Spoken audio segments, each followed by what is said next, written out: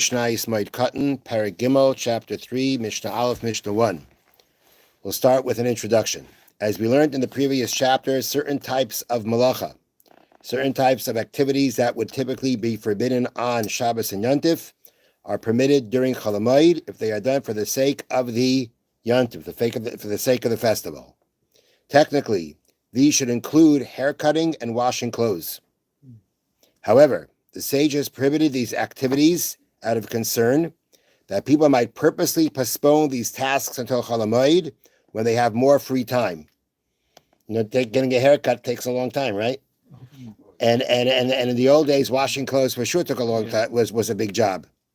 As a result, people would be so again, if they would wait for Chol Hamoed to do these things, people would be unclean and untidy on Yontif. They come into Yontif, not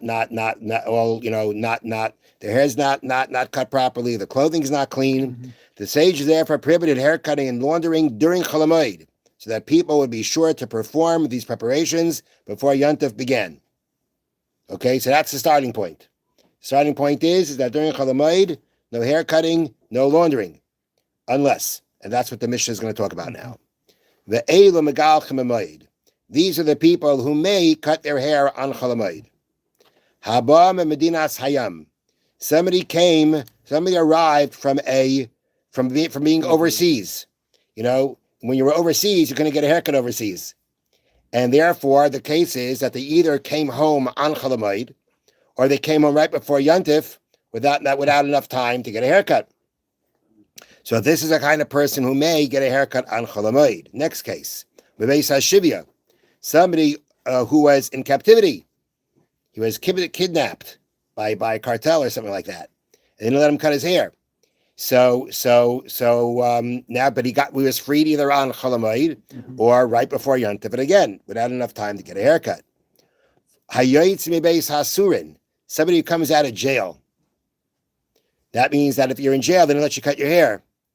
However, the Bartanura points out that in Jewish jails, they let you cut your hair, but people were so distressed when they're in jail, they just didn't bother. And that's enough of a reason to say that, they didn't have a haircut before Yontif. So they got out of jail either on Chol Hamoed or right before Yontif. Menuda means a person put in nidui. They translate nidui here as a ban. Mm-hmm. We kind of loosely translate it as being excommunicated. Nidui means, as I explain here on the bottom, that a Beis Din will put a rabbinical court will put a person in nidui, in this ban, for violating specific religious laws. And when you're in nidui, there are certain interactions with people you may not have. Another thing that you may not do during nidui is cut your hair. It's like being in aveil, it's like being in mourning. So therefore, now this case is here where this person, he was menuda, he was in nidui, he had been put in a ban, but the sages undid it.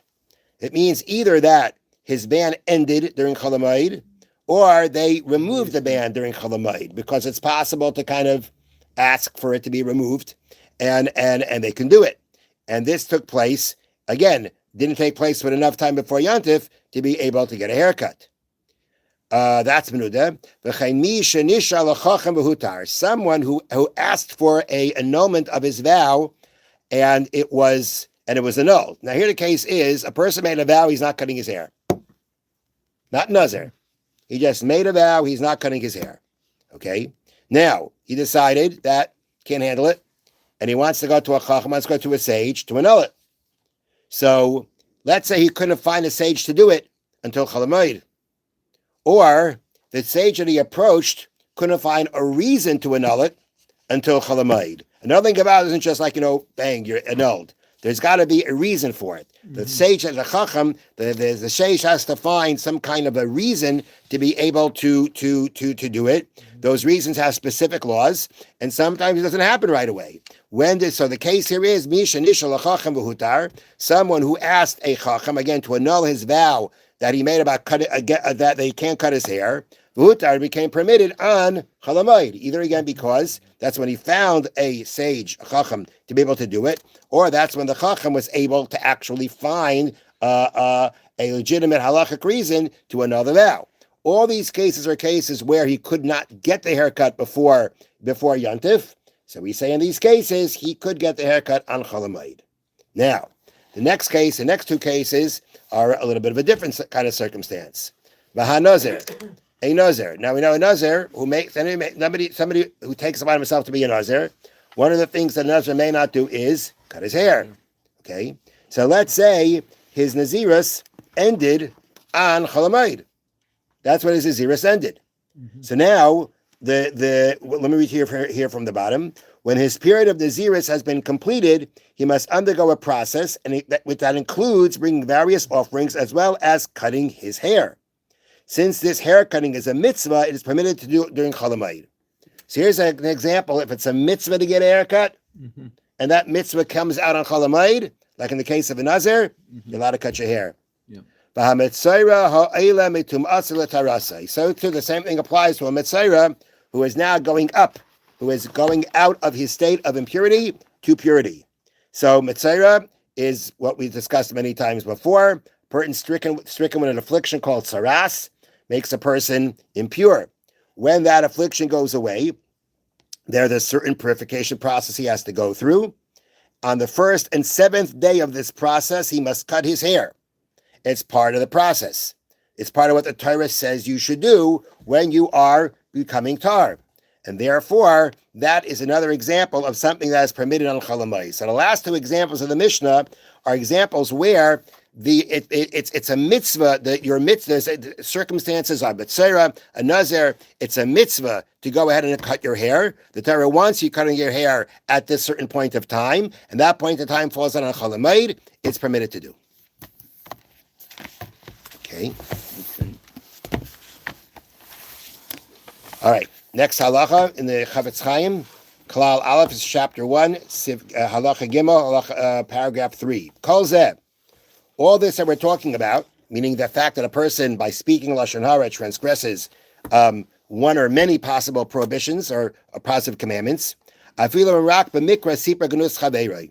talking about if once in a while he speaks badly about someone. You speak badly about someone, there's going to be a potential of at least one sin that a person is going to commit.